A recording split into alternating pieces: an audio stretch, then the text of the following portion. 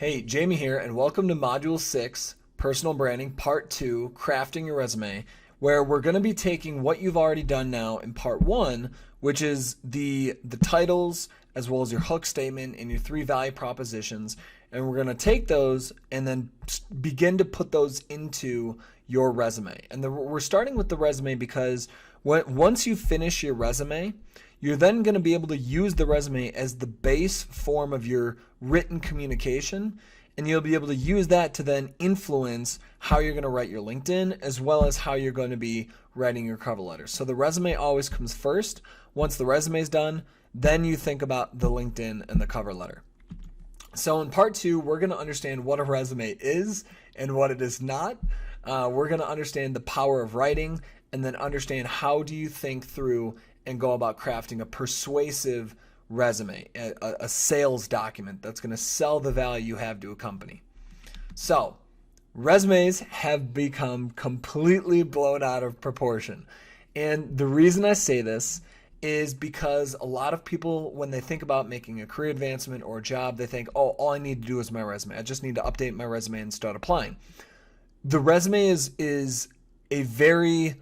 it's nowhere near as important as the relationships that you have professionally and how you communicate the value that you have to offer to your target audience.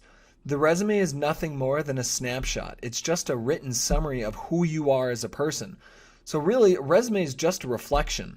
And there's no better way to communicate than in person, than talking to somebody. And so resumes, the only reason people now believe that resumes are the most important thing in the world is because of the online applications. But if you go about networking, resumes are a lot less important.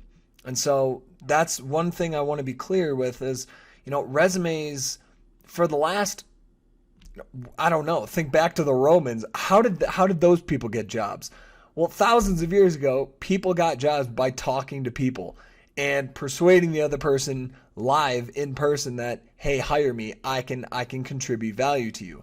Resumes are now just a written form of that same communication. And now with all the technology, it's become totally blown out of proportion. So the biggest thing I want you to take away is your resume does not determine your professional existence. And it absolutely does not control your life and career. It's nothing more than a brief written summary and a reflection of who you are and what you've done with your life, what you've learned in your career, the skills and the knowledge and the experiences. So what the resume is it's a very simple document that communicates how you can contribute value to the marketplace as a service provider. It is a sales document. So it's strategically positioned summary of your professional brand. It is a marketing tool for promoting yourself to your target audience, which we've already talked about extensively. And it's a summary of your value propositions, your skills and knowledge, your professional experiences, your greatest achievements, and any sources that you have of credibility. It is a simple summary document that is supposed to sell you as a professional, as a business. Now, what it is not an autobiography, and you do not need to list everything and everywhere you've ever worked and everything you've ever done. A lot of people believe that, well, I worked here and I had these 15 different responsibilities, so I need to include all 15 responsibilities. You do not need to do that because not all of those 15 responsibilities are going to be within that 20% that sells. If you remember when we talked about strategic positioning, your audience is only going to care probably about 20 or 30% of your background. So you don't need to list everything. It is not an autobiography. It's a sales document. It's a marketing document. So then it's not a creative masterpiece to be hung in the MoMA. Now, if you are in graphic design, that may be where this is a little bit different because that is a reflection of creativity. But even then, in that case, I would still argue with the graphic designer and say, well, your resume could be a 1 or 2 page summary that introduces your professional background, your skills, your knowledge, your experiences, but wouldn't it be easier to have a digital portfolio and you use that to demonstrate your creative talent? So even in the case where a graphic designer would make that argument, I would still say, well, it wouldn't hurt to just have a separate portfolio that shows your creative ability. So for most of us, we do not need this fancy, crazy put together resume that has bar charts and graphs or levels 1 through 10. And when people have like level 1 through 10, if you think about that, it's kind of crazy, because why would they ever believe the judgment that you put forth? Because they don't know you from Adam. So if you say you're a level 7 in Excel, what does that mean? The recruiter doesn't know what that means. And how do they know that they can trust you and believe you that you really are a level 7? So I'm very against the very graphically designed and stimulating visually resumes. And we'll talk more about it. Needs to be plain. It needs to be simple. It also needs to be ATS friendly. And many of the graphically put together resumes literally blow up in the ATS systems. The ATS systems can't read them. And because they can't read them, they immediately dump them. So you're getting rejected continuously online with those sorts of resumes. A resume is not a keyword optimized technology first document that pleases a computer but makes no sense to humans. So a lot of people have read into or looked into the keyword optimization, and so they start taking their resume and just stuffing it full of keywords. And then maybe they get through the technology, but by the time the recruiter reads it, it's so bland and it's so generic and it's so cliche with just keywords stuffed into this thing, to the point where the resume or the recruiter's like, I don't even know what this means. I don't know what your background is. What have you done other than efficiently optimized systems for, X% increase? Well, what was the system? What did you optimize? Etc. So also, resume is not a torturous 3-day ordeal. Once you see this, it should be very clean, very straightforward, and it should not take a long time. A lot of people stress about how horrible resumes are. I promise you it's not going to be bad, especially because you've already done the hardest part. Most of the thinking that you've done, that's the hardest part. Writing the resume is actually the easiest part. And it is not the most important part of advancing your career. If anything, if I had to put a percentage on it, I'd say the resume is 10% or less. That is what I want you to keep in mind. The resume is literally 10% or less of your career advancement. So your resume should be as long as it needs to be, and your writing must be powerful, concise, and valuable. Now, there is going to be some surprise here. Students, anybody who's directly coming out of university or still in university, I recommend one-page summary, because you don't yet have a lot of the deep professional experience. So in that case, one page is more than enough, and it should be succinct. Now, for early to mid-career professionals, it's most likely going to be 1 to 2 pages, because you're going to have that personal branding and that career summary that takes up the first half of the first page. And then later career and senior professionals are usually going to be between 2 to 3 pages. Now, if you're early mid-career, I'm sure that previously you've always been told only have 1 page. It cannot be longer than 1 page. That's false. It's not true. And we're going to talk a lot about why it can be longer than 1 page. So yes, if you're early to mid-career, and especially if you're senior career, your resume will most likely be longer than 1 page. Now, again, if you're a student, it can only be 1 page, because you don't have yet those years of professional experience. Any recruiter is going to say, okay, this is too long. So too much for 1 page, too difficult to read, and it won't be read. So your resume will most likely be longer than 1 page. And as an example, what has 3,407 pages and is estimated to have been read cover to cover, every single word on those 3,407 pages, every single word cover to cover, by 500 million or 522 million people globally? So think about that for a second. What do you think it is? So some people say the Bible, other people say the Quran, other people say the encyclopedia. But how many people do you know who've actually read those cover to cover, every single word? So Harry Potter by J.K. Rowling. And the point that I'm trying to make here is that people will read longer portions of text, because it's not about the length, it's about the quality. Quality influences whether or not someone will read a longer portion. So especially for your resume, if you have a really good resume that communicates everything that they're looking for, they will continue to skim through it and they will read through it. But what else influences whether or not someone reads something that's long? Importance. So as a very simple example here, this ad, that jiffin good. Well, you don't need a lot of text for this ad because you're selling peanut butter. It's not very important. So it's a very simple ad. There's no real persuasion going on. All they're trying to do is target emotions and get you to salivate and go, that looks good. I want some peanut butter. Very, very non-important ad. But now, what if you have an ad like this?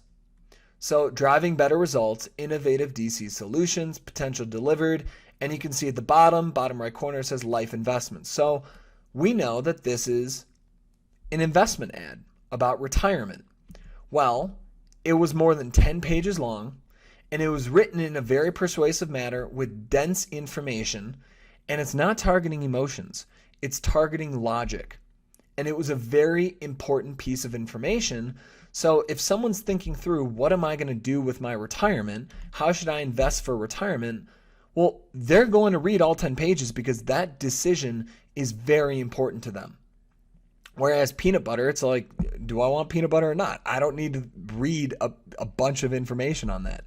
So your resume is very important for the recruiter, for the hiring manager, because they're going to interview you and then decide whether or not they want to pay you $50,000, $100,000, potentially $200,000 or more in order to do that job.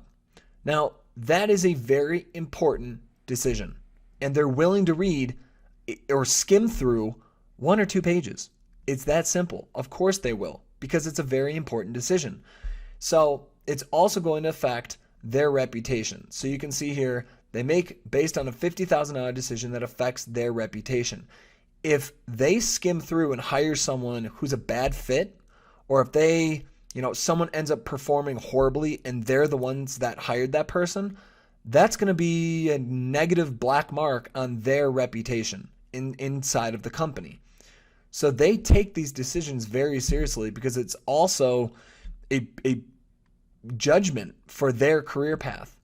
So your resume's quality determines whether or not it's read for longer than 6 seconds, which means that your resume must capture attention, it must be well written, and it must be persuasive. And it must also be very clearly designed and easy to read, and we'll show you that. So if it is, the recruiter will read it maybe twice and then maybe call you. So writing is a craft, and what I mean by that is you can't just sit down, pump through this thing, and just ship anything that comes out of your head. Instead, it's something that you have to revise your writing. And writing is so important because the way that I view it is it's the most powerful channel of communication that we have. And it's even more powerful than verbal communication. Why? Because it's leverageable. So leverageable means that when you write something once, it's written and done with. You can send it to multiple different people, even though you only wrote it once. But if you're talking, well, you need to talk to 6 different people, which includes you talking every single time. So writing is actually a much more efficient way of delivering information. It can be done once, written once, and then communicated to millions. And the other thing is that writing is revisable. It's influential and it's emotion controlled. So revisable, you can write something, come back to it a day later and say, okay, this can be better. And then you revise it. It can also be influential. In the exact same way that you would influence someone talking, you can write in a persuasive manner because you know what they want, their needs, wants, desires. You know what's most important to them, what they're looking for. And then you write and communicate the fact that I bring what you're looking for. And arguably most importantly is writing is emotion controlled. So sometimes in the heat of the moment, someone says something and you just shoot back and say something else. Maybe you're angry, maybe you're sad, maybe you're depressed, maybe you're stressed. A lot of people's verbal communication is heavily affected by their emotions in the moment. That's one of the beauty of writing is you can write something, maybe you're highly stressed, it comes out the first time, and you realize, okay, this is a little aggressive. I need to revise this and take out some of the heat. Very, very important. So your resume is a testament to your ability to think and write. And so my challenge to you is, how powerful of a document can you craft? And the way that I think about it is there's 4 different levels when a recruiter or someone reads it. First level is they read it and they go, holy shit, I need to talk to this person. This is exactly what we're looking for. That's a powerful resume. Now the next level is someone sees it and they go, yeah, this is decent. Maybe I'll talk to them. And they kind of put you in a pile that's the maybe pile. And then the third level is, yep, delete. And they scan through it maybe 6 seconds and they just delete. They're done. Or it might not even be read. So those are very, very different ways that recruiters approach a resume. And so what we want to do is you want to write an excellent resume, not an average resume. If you write an average resume, you're going to be just like everyone else. So writing your resume isn't hard. The hardest part is thinking. And again, in modules 5, you've already done, in the first part of this module, you've already done the hardest part of the thinking. So most people don't do a well-written resume because they don't want to think. They just want to get it done in, an hour and then see what happens. But you must do it, and your resume must be better than everyone else's. So I want to give an example of how to think through making your words more concise and consolidating, and how you can rearrange things to make it a little more impactful. So this was an example of what someone had written. So they wrote, designed a new cash flow model for my team and wrote a macro with VBA to automate the weekly cash flow summaries and reports that saved the team more than 5 hours per week. So when I first saw this, I rewrote it to say, save 260 hours annually. So that's the bottoms up that we talked about earlier, by designing and automating a cash flow model using VBA with summaries and reporting. So the context wasn't lost. The same meaning, the same purpose behind the sentence, the meaning stayed the same.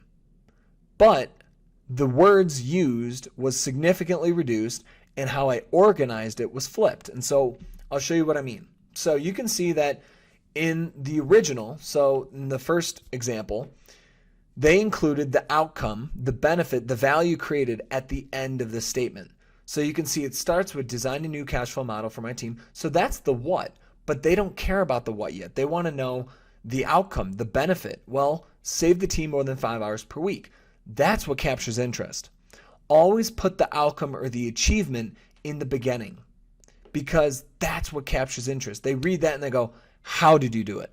So if they were to read save 260 hours or save 260 plus hours annually, the first question, the first word that pops into their mind is how.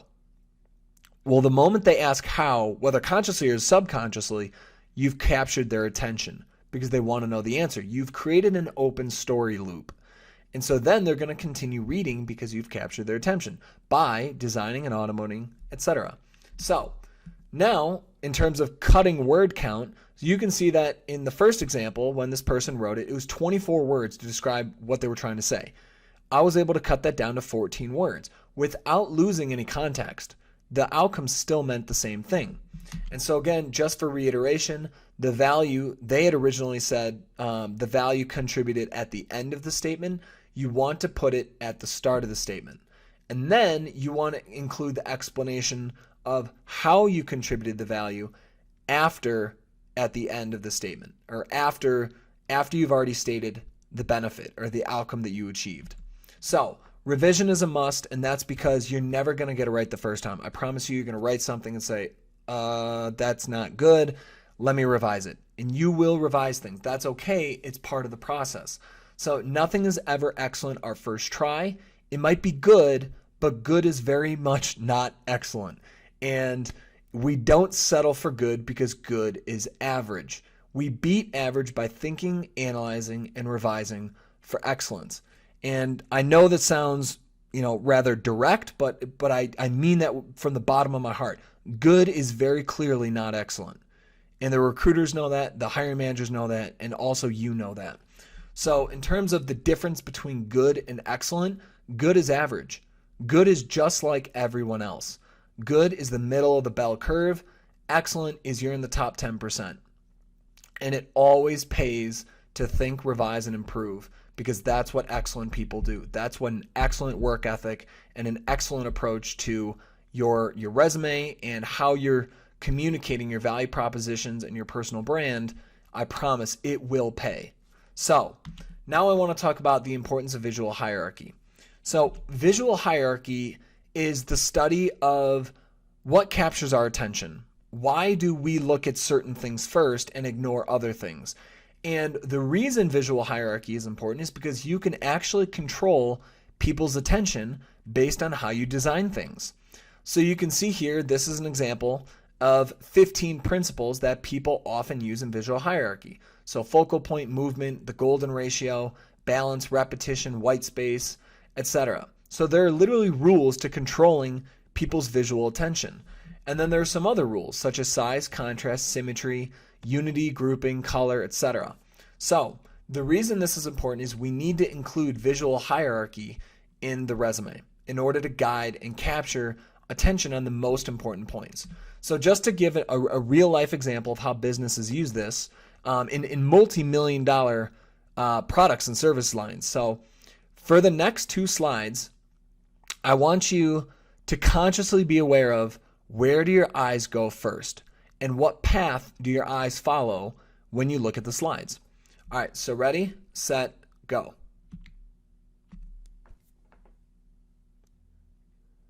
So where did your eyes go first? And where did your eyes follow after that? Now, for most people, when they first see the slide, the very first thing they look at is the bike, the big black bike in the middle. And if you think about the design of the page, why does that happen? Well, the background is white and the bike is a dark black. So there's stark contrast on the page. So, and it's big, the size of it is big. It takes up more than half the page. So our eyes are immediately drawn to the bike because that's the most kind of put out there thing on the page. Once we see that, it's in parallel with the words to the left. So usually people go from the bike straight to the title, which is 2019 Trek Madone SLR. And then usually from that, they go down and see add to cart. And the reason the add to cart is so prominent is because it's a different color. That's the call to action. And note why they designed the page this way. They always want you to look at the bike first. Then after you look at the bike and see how beautiful it is, then you look at what it actually is, the make and the model. So 2019 Trek Madone SLR. And notice, how did they do the pricing? Well, the price is the same color as the bike. So the price is not very prominent. It doesn't pop out. And also notice they took out the comma. And the reason they took out the comma is they don't want you to see that it's $1,199. And I know this sounds ridiculous, but they've tested this. It actually does make an impact on purchasing decision, consumer behavior. By eliminating the comma, people see it as a more friendly price. I don't know why. That's the science. So now, all right, so here's another example. Ready, set, go.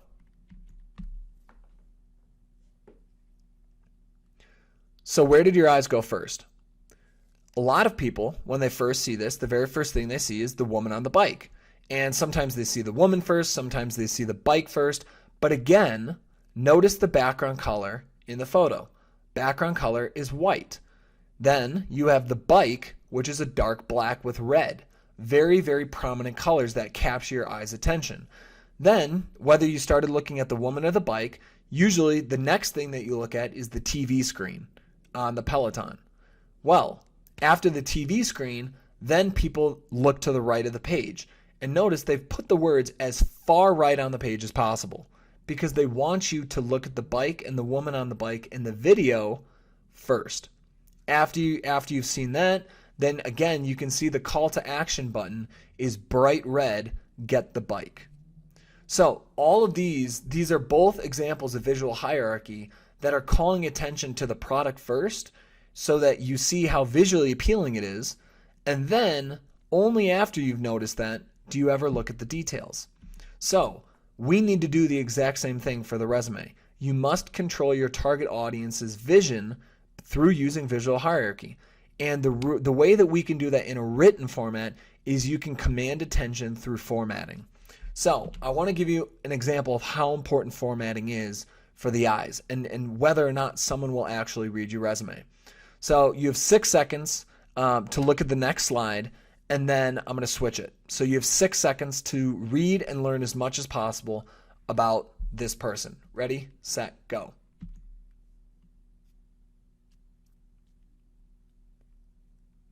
Okay, so what did you learn? And what was your initial reaction when it first switched? Well, when you first switch to something like this, it's kind of like a shock. It's kind of like when someone sends you a text message and it's a super long text message. You see it and you're like, oh, do I have to read that? That looks painful to read. That's going to take at least a minute, 2 minutes, etc. Instinctively, people have the exact same reaction when they see something like this, where there's no formatting, there's no instruction, we don't even know what to look at first. Now, what happens is when we don't have formatting and it's not telling us what is most important, what needs to be read first, we fall back on default and how we've been conditioned to read. So if you're like most other people, your eye first probably went to the dead center of this text and went, oh, wow, there's no formatting here. And then it immediately went top, left, and then you started reading right, just like you would a book, because that's how we've been trained to read. So instead, whenever someone is looking at something, you always need to keep in mind that whether it's a recruiter reading your resume, or if it's you reading the newspaper, or if it's you reading an advertisement, very few people ever read. We always, our brain operates in these 3 steps. We skim, and then we scan, and if we skim and we scan, and we realize, you know, this is worth reading, this is pretty interesting, then we'll literally go all the way back up to the top and start reading word for word. It's just like, think of how someone goes through a newspaper or how someone goes through articles on the internet. No one ever stops and immediately reads everything.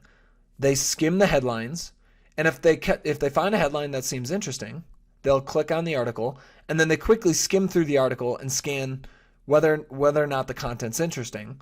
And if they skim through it and they scan the content and they realize, yeah, this is pretty interesting, I want to read this, then they go all the way back up to the top and start reading. So you never want to forget these 3 steps whenever you write anything, ever. And the reason is if you don't have formatting or attention-grabbing information, no one's ever going to read it because they skimmed and they scanned and they didn't see anything they liked. So this would not be skimmed and scanned because there's no way to skim and scan it. And if they do try to skim and scan, the only things they're going to look at are the numbers, because numbers are easy. They can digest those very easily. And even worse is when someone does a professional experience summary and there's no formatting there. It's just way too much information for someone to try to consume because there's no formatting. But now with formatting and visual hierarchy, you can see how much easier it is on the eyes. Boom. So in your career summary, it's very clear that the very top, so career summary, that's the section. And then you have the headline, which is your title. So I'm a marketing manager, I'm a growth marketing manager. And the note, there's 4 bullet points. People see bullet points, people love bullet points. It means that information has been condensed. And then within the bullet points, the first part of each bullet point is bold and italicized. Now the reason for that is when a recruiter is looking at a resume, what we're communicating through this formatting is, if you're skimming and scanning, I want you to read this first. And they will. When they skim and scan through this, the recruiter's going to go, okay, marketing manager, growth marketing manager, okay, marketing professional, 4+ years, digital, traditional marketing, okay, creative, experimental, content creator, copywriter, industry collaborator, okay, data-driven strategies, analytics, research, aligned marketing, business goals, relationship communicator, okay, cool, so storytelling, okay, boom. So immediately after skimming and scanning through that, they're going to know whether or not you're even remotely what they're looking for.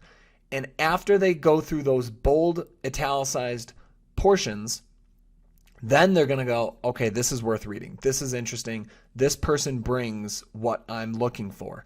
Then they would actually read the details. So they go back up to bullet point 1 and say, okay, trained and led a team of 6 marketers and effectively managed a $500,000 budget, generating 5%. And through that process of skimming and scanning, they would decide to read. Now, for the professional experiences, what does it look like when you have formatting? Well, professional experience section, and then you can see the top art. So company, city, and then if it's a company that no one's really familiar with, or it's a lesser known company, you want to include a little, very brief explanation of the company. Then you want to have the time frames that you work there, the title, and then responsibilities. And then under the responsibilities are achievements. And we'll talk through that. But again, when a recruiter is looking at this, they're not going to read anything else other than the bolded, italicized bullet points first. When they're skimming and scanning, they're going to go from the top of your resume or the top of your LinkedIn and skim all the way down until they see these bullet points, and all they're going to read are the bullet points first. And that's okay, because those are the most important things that we want them to know, because that's the value contributed. So, recruiters, hiring managers, and interviewers are pleading for excellent resumes. And the reason for that is so many resumes are not just bad, they're awful. And we need to make sure that yours is not just good, but excellent. So, how we're going to do that is I'm going to run you through different sections of the resume and how to put together your resume.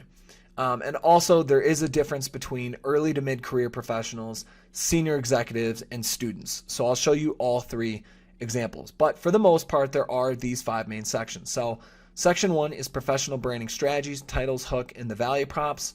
If you're a student, you're not going to have the career summary section because you don't have a career summary. And then section 2 is skills and knowledge. 3, professional experiences and achievements. 4, education, certifications, or really any other sources of credibility that you have, whether it's awards, recognition, etc. And then the 5th is going to be desired sections. So if you have volunteering experience that you want to include, interests that you have, or any other type of additional, it's more of a catch-all section at the bottom of the resume. But I almost always recommend people include interests, and I'll explain that why. Explain why later. So your first section, professional branding. So the very first part is pretty much what you've put together already in part 1. So what you built was a career summary. So you're going to have your titles, and then you're going to have, so you can see here at the very top, you're going to have your name, city, location, phone number, Gmail, and then you also want a clean LinkedIn URL, and we'll talk about that in part 3. But at the top of the resume, you have those, and then you're going to have your section label. So this is career summary. And then you have your titles, so marketing manager and growth marketing manager. And then you have your hook statement, which you've already crafted, and your 3 value proposition statements. So that's your first part of the resume.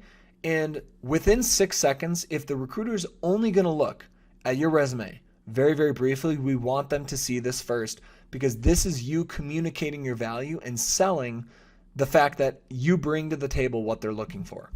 So now section 2 is the skills and knowledge section. So this is where you're going to want to include the soft skills, the technical skills, or knowledge areas that you know are most important to the recruiter, to the hiring manager, or to the team manager. And now the other important thing that I want to talk about here is use the same language that you know the recruiters have used in the job descriptions. So as a simple example, sometimes people say data analysis. Other people say data analytics. Well, you want to look through the job descriptions and say, all right, well, are people using data analysis or data analytics? If they're using data analysis, you want to include that. Now, for this example, you can see that it said data and marketing analytics. Well, the reason it was marketing analytics is that's consistently what the language was that the recruiters were using in the job descriptions. So not only is this section going to be important for the human, for the recruiter, or for your target audience who's actually reading your resume, this section is also very important for keyword optimization, because a lot of the skills and the knowledge that they're searching for online, well, this is a perfect section where you can plug in many of those keywords because that's what they're looking for. So then you have section 3, which is your professional experience and achievements. So you can see here it starts with the same section label, professional experience, your company and location. And as I mentioned earlier, if it's a company that no one really knows about, or it's a lesser known company, include a very simple line explaining what it does. So in this case, we said $961 million plus residential real estate investment trust or REIT manager, operates 3 subsidiary businesses focused on real estate acquisition, renovation, and rental. So someone could read that, and even though they've never heard of the company, they go, got it. Okay, I know what the company did. Then you want to include your time period, your best position title for the industry. So this is an important part here because sometimes just because your company gives you a title doesn't mean you need to use that title to describe what you do. An example would be there was someone I was working with who was a financial analyst. At least that was the best title for the industry. But within the company he was working for, the title was Asset Resource Analyst. And when I was working with him, I said, we cannot use that title because that makes no sense. And anyone else in the industry is going to look at your title that says Asset Resource Analyst and go, what? Like, what is that? What do you do? And so that's an example where even though when he worked there, the title that they gave him was Asset Resource Analyst, on his resume, we put Financial Analyst because that's really what he was. And that is going to be not only the title that is going to pop up more frequently in keyword optimization in ATS systems, but it just makes more sense. When someone reads it and they see Financial Analyst, they immediately, it brands you. And they see that and go, okay, I know what you did. I know what your experiences was. I know what your skills were. So choosing the best title for what you're shooting for, and really the title that makes the most amount of sense and is most common in your industry, is super important. Then the next section that you're going to want to include is a brief summary of your responsibilities. After you include a brief summary of your responsibilities, then you're going to want to include your achievements. Now, going back to the responsibilities, remember, it's not an autobiography. You don't need to include every possible thing that you've been responsible for. You only want to include the responsibilities that made up the majority of your work and are also most important and transferable to your target position. And then for your achievements, we've already talked about how to brainstorm and quantify achievements. And so you can see that the most important outcome, the value contributed, is bolded and italicized. And the reason we want to bold and italicize the beginning of your achievements is because that's what's going to capture attention when the recruiter or anyone else is skimming and scanning through your resume. So for example, if they were to read the first bullet point here, so boosted revenue by 5% and generated 120 plus leads while cutting marketing costs by 19%. Well, someone who reads that, they're going to go, wait, what? You cut funding for marketing by 19% and yet you increased revenue and generated more leads? How did you do that? Well, the how is going to lead them to want to read the rest of the bullet point through new organic and paid digital marketing efforts and implementing marketing analytics and attribution models. So those are examples of achievements. So then you're going to have a section 4, which is your credibility section. So this is an example. So education and certifications. And you can see here it was Bachelor of Arts, Communication, their university, and then they also had several other certifications included below that. Now, the only reason, so this person was about 4+ years out of college, and you can see it says class of 2016. He originally had his GPA on the resume. And so when I was working with him, I said, well, remember, your resume is a sales document. Is your GPA selling you? And he thought about it for a moment. And he said, well, no. And I said, now, if it was a 3.9 or a 4 or something super impressive, I mean, that just speaks volumes about your ability to learn and your work ethic, etc. But he had like a 3.4. And it's not that it's a bad GPA. It's a decent GPA, but it wasn't extraordinary. And so I told him, like, you're 4 years out of college. I don't think people are going to hire you because of your GPA. So I think you can cut it because they're going to be significantly more focused on your professional experience. You're so far out of college, they just don't care about your college experience anymore, besides maybe what the degree was and what university you went to. So in that case, I recommend if you're pretty far out of college, call it like, even 1 year college experience or professional experience. If you don't have an impressive GPA or a very notable GPA, I recommend maybe just cutting it because you're a professional now. You're not trying to sell your college experience.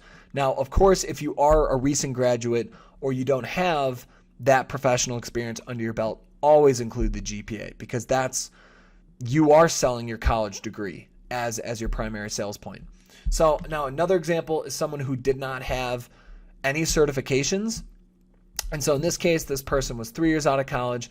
Again, put their Bachelor of Arts, International Relations. They had their university, and then they also included minor. In this case, she had a minor in Business and Mandarin, and then several activities that she did at college. So Section 5 is kind of the catch-all section, or any other important sections that you want to include. So in terms of the senior executive, and using her again as an example here, you can see that she held many leadership positions within the industry. And so when we were working together, we discussed, like, this is very important for them to know, because you have valuable relationships and influence within the industry that if you're going to work for someone and, hopefully negotiate your offer, well, they need to know that you have all this additional value. So we created an industry leadership section where she included the different positions that she sat in. And then other examples are a volunteering section. And this is good because some people, many people, and I recommend if you do have volunteering experience, include it, because it says something about your personality.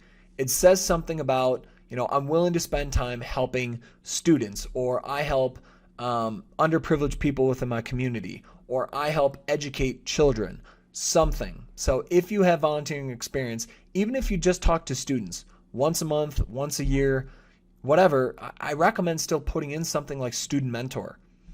And then an additional section. So that could be languages you speak. And also I recommend always including an interest section, because again, people are not just hiring a robot to do work. They're hiring a person, and they want to make sure that it's someone that they can enjoy working with, that they would want to work with. And so interest that's your opportunity to really share who you are and what you care about. So you can see here, this guy had included grieving over Detroit sports, and that was every single person that he interviewed with told him, I laughed when I read grieving over Detroit sports. And if you know Detroit sports, they're pretty awful. And I'm from Detroit, and so it's absolutely a point there. And then he had traveling, weightlifting, volunteering, Chicago summers. So another example, volunteering and interests. This person had put student mentor and advise undergraduate students at Michigan State, 2017 to present. And then interest was travel. Favorites included London and Shanghai, breakfast, brunch, coffee and bagel shops, breweries, pizza, running, golf, sporting events, Broadway, museums. Now, when you read those interests, you can actually start to paint a picture in your mind of who this person is, what this person enjoys to do. And because you have references with all these different things that are written in this interest section, you actually start to decide for yourself whether or not you like this person. Because if you have a lot of shared interests, you're a lot more likely to like them. So this format is proven. I've used it countless times with all the people that I've worked with. I promise it will work for you. And the reason is that you're not trying to be super elaborate. All you're doing is you're being extremely clear and very concise and very format conscious with how you're describing the value that you have to offer the company. So if you're studying full-time, again, I recommend only one page, and your education is going to be the first section, and I'll show you that resume format in a second if you're a student or a recent graduate. If you do have a time gap, so some people, so for example, I've worked with several people who were working, and then they had kids, and they were the mothers, and they decided to stay home for several, whether in her case it was 4 years. Several other people have longer time gaps, but you don't need to try to stuff something to fill that gap. Oftentimes it's okay to have a time gap, and that's something you can address over the phone when you're interviewing or via networking. But if you do have a filler experience, so some people work part-time, or they were volunteering during that experience, or for example, in the working mother, in the stay-at-home mom case, you can put, staying at home from this time to this time, mother from this time to this time. That is a life experience. And so if you do have a gap, I recommend just doing your professional experience up until that point, and then feel comfortable talking about the time gap over the phone. And the most important part here is too, when you're networking is going to get you the interview. So as long as you're doing the networking right, the time gap won't even be noticed until you're actually talking to somebody over the phone, which you then have the opportunity to share your story and address why there was that professional time gap. And again, if you have 15 plus years of experience, I only recommend going back 10 to 15 years, because anything before that is not going to sell you. Now, is this me coming up with all these rules and all these ideas? No. So this is just one example of someone who's a recruiter who does this every single day. And yes, I also do this every day, but I'm not hiring you. And I'm not the recruiter looking at thousands of resumes. So just in her opinion, so she's one of the principal recruiters at HubSpot, which is, if you're within digital marketing or the marketing space, I guarantee you know HubSpot. So she's very well known recruiter within marketing. And this was a post that she shared with everybody. So she said 6 seconds. That's the amount of time my toddler can stay self-entertained by running back and forth with a bucket on his head in our disaster of a playroom.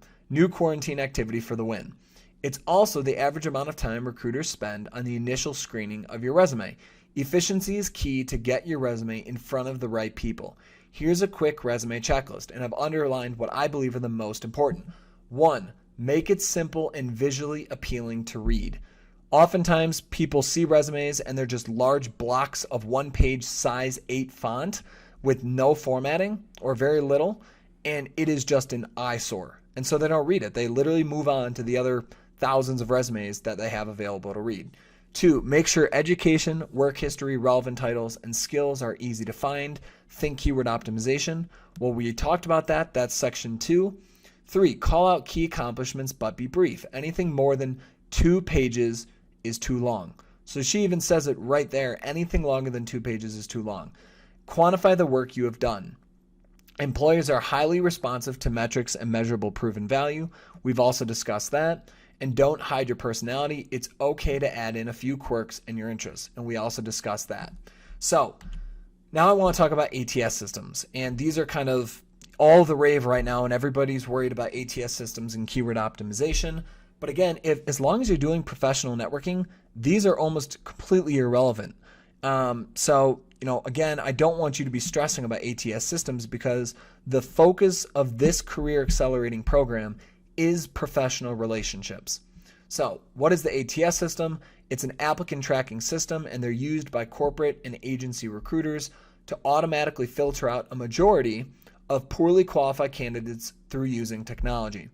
And just as how extensive these systems work, they can filter 10,000 applications down to 300 almost instantaneously. So they really reject a lot of people based on keywords. So how an ATS system is created and programmed and actually does the screening. So 1, recruiters interview the hiring manager to better understand the position to be filled, and they figure out what is required, what's desired, what's preferred, and what are the responsibilities. Then that person needs to write a job description, and then they check in with the hiring manager to make sure that it is correct. And then the recruiter creates a Boolean search query for the ATS system to automatically screen, analyze, and filter applications and resumes. Now, what a Boolean search query is it's just this long query, this long mini program, if you will, that says if they have this, and they have this, and they have this, or they have this, and they have this, if they have this. And some search queries are almost half a page long. So that's all a Boolean search query is. It's a very manual form of programming in order to search. So once the Boolean search query is written and the job description is approved, then the position is submitted in the applicant tracking system and automatically posted across multiple job boards. So it gets blasted out through one portal to LinkedIn, Indeed, Monster, ZipRecruiter, Glassdoor, and all the other job boards where people could potentially find the listing and submit their applications. And then hundreds or thousands, some positions have millions. There are certain positions for Google and other companies that have literally received millions of applications. It's crazy. And people apply across all these different job boards. So, and I want to make that clear too. So whenever you're on LinkedIn and you see when it says 400 other applicants for this position. Well, that's only one job board. That same position is also going to be posted on Indeed and ZipRecruiter and Monster and many other job boards. So it's never just that number. Okay, and then number 6, the ATS automatically rejects 50% or more of applicants based on keyword searching, formatting, and file type. So in the very beginning, I talked about you don't want to try to graphically make it the most beautiful thing in the world because the ATS system can't read that. And humans oftentimes can't read it. So you don't want pictures, no pictures whatsoever, no data tables, no emojis, or really anything other than the most basic HTML formatting and horizontal lines. In HTML formatting, if you don't understand coding, the only thing that HTML is pretty much bold, italicize, underline, bullet points, highlighting, just very basic formatting stuff. So, should you be worried about the ATS? No. And the reason for that is because you've already done so much research on your target audience. You've thinking to the worksheets that you did in strategic positioning, and then you made the target position summary. And then you looked at your personal inventory and what you have to offer, and you positioned yourself and communicated that you're targeting what they're looking for. So naturally, when you write your resume, which you've already done most of the work for, you know that you're already including keywords and phrases and the skills and the knowledge that they're looking for. So by default, you've already optimized your resume. Now, what I do recommend is if you do remember when you're doing the research, you did that keywords where you put it into tag crowd, you counted the frequency of the words, or that took the frequency of the words and created the word cloud, and then you went through and picked out several keywords that were very frequent and relevant to your target position. What I do recommend is after you finish your resume, go through it and just make sure that you've included several of those most important words. So that's a little bit of extra work, but it might be worth it. Now, when you're actually writing your resume, what I recommend is have no distractions. Turn your phone off, turn your social media off, turn lyric-based music off. And the reason you want to have instrumental music or something very soft is when you have lyrics in the background, especially if it's music that you actually like, your mind is trying to pay attention to it. And so it's naturally dividing your attention. So turn everything off but your mind, sit down, focus, nail out your first draft in an hour or 2 hours or 3 hours, take a break, and then come back to revise it for excellence. So now I want to show you what these different resume templates look like. So I'm going to start off with the early to mid-career. So you can see here that I'm pretty zoomed out. But so if you're early to mid-career, there's really two formats. So there's gray, and you can see that the bars here are gray, or there's blue. Oh, that's the executive. Boom. So this is the exact same format as the gray format for early to mid-career. So now I want to quickly run through this. So you can see here, first name, last name, city, telephone number, your email, and also I recommend Gmail. If you have a Yahoo, if you have a Hotmail, if you have an AOL.com, if you have any old technology emails, is there anything wrong with it? No, but it doesn't give the best first impression. It's kind of like the recruiter sees that or someone sees that and says, really? A Yahoo email or a Hotmail email or an AOL email? So I recommend definitely updating your email address if you do have one of those older address or older domains. And then your LinkedIn. So then you have career summary, your titles, we already talked about this, your hook statement, your 3 value propositions, your skills and core competency section, and then you're going to have your professional experiences. And you can see here there were 3 different professional experiences that were included, and then he had 2 other smaller positions that he wanted to include, so he didn't include any bullet points there but put them in. And then you can see finished with education and certifications. So that's one example for early to mid-career. And then the blue example for early to mid-career is you can see is the exact same. So first name, last name, kind of the headline here. And then the first section, which is the personal branding, the skills and core competencies section, the professional experience section. Again, company, location, title, responsibilities, achievements. And then she had a second position here. And then there were also 2 other internships that she wanted to include. So you can see intern, and then put the title or the times there. And then there's the education and certifications, and then the volunteering and interest section. So those are both examples of resume formats for early to mid-career. Now I want to talk about the student. So if you're a student and you don't have yet over a year of professional experience, or maybe you're a recent graduate, and you know that the education is going to be the most prominent part of the resume, well, this is how I'd recommend setting it up here. So you can see it's only 1 page, and you don't have that personal branding section in the beginning. So instead, you start with your education.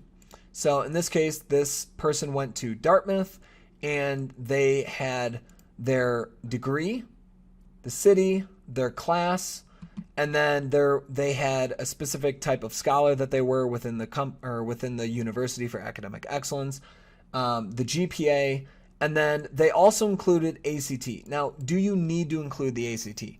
No, but in this case, this person's was very high, and so I recommended include it because that does differentiate you. Very, very few people have ACT scores that high, so include it.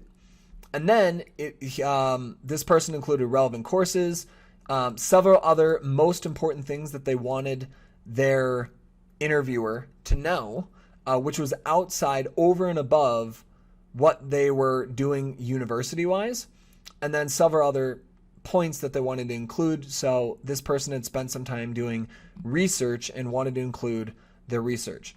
Then they had their professional experiences section, and notice that this person, and really for students, you don't want to have a responsibility section. Really what you need to focus on is what were the most important achievements that you had during your time at the company, because they really don't care what you did. What they care most about is what were the outcomes, what were the benefits, how did you contribute value within that internship. And then leadership and extracurricular activities. So how were you involved on campus, or how else were you spending your time? And then after the leadership and extracurricular activities, you have the skills and core competency section here at the bottom, and then the additional sections. So interests or languages, anything else that you want the recruiter or the interviewer to know about you. So this is an example of a high-performing student resume or recent graduate resume. And then I want to show you an executive resume. So this was the person that I have used as an example early in this program. So you can see that similar, there's a career summary section, but we didn't include career summary. We just had the title, and then the hook, the 3 value propositions.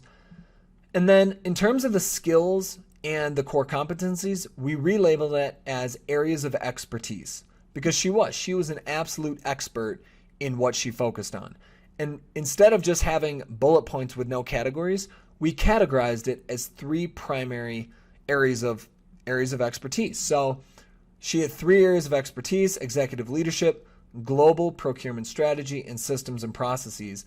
And then the bullet points underneath each one further elaborated on what she brought to the table in terms of skills and knowledge. And then similarly, professional experience, and then education and certifications. And then the final section that she wanted to include that we agreed was very value add was the industry leadership section. And you can see that this is a 3-page resume, and it worked very well. She landed a phenomenal position with this resume, as did this student, and as did both of these early to mid-career templates. So all of these resumes that I'm showing you performed very well in the marketplace. They were very well received by recruiters, hiring managers, and everyone else. So that's it for this part 2, focusing on the resume. So I recommend sit down, turn off your phone or put it on silent so there's no distractions. pull up the worksheets that you've already completed in both the strategic positioning as well as the part 1 of this module. Sit down and just go through, create your resume in an hour or 2 hours. Just get it done. Get the initial first draft done. Once that's done, take a break, walk away from it, come back to it either later that day or the following day, read through it again, revise it, and continuously ask your question, does this sell me? Does this sell me? Does this sell me? And if it doesn't sell, cut it, kill it, take it out, because the resume is a sales document. So go ahead, get started on that. And then in module 3, we'll start diving into your thinking through and creating your LinkedIn as well as cover letters. So I'll see you there.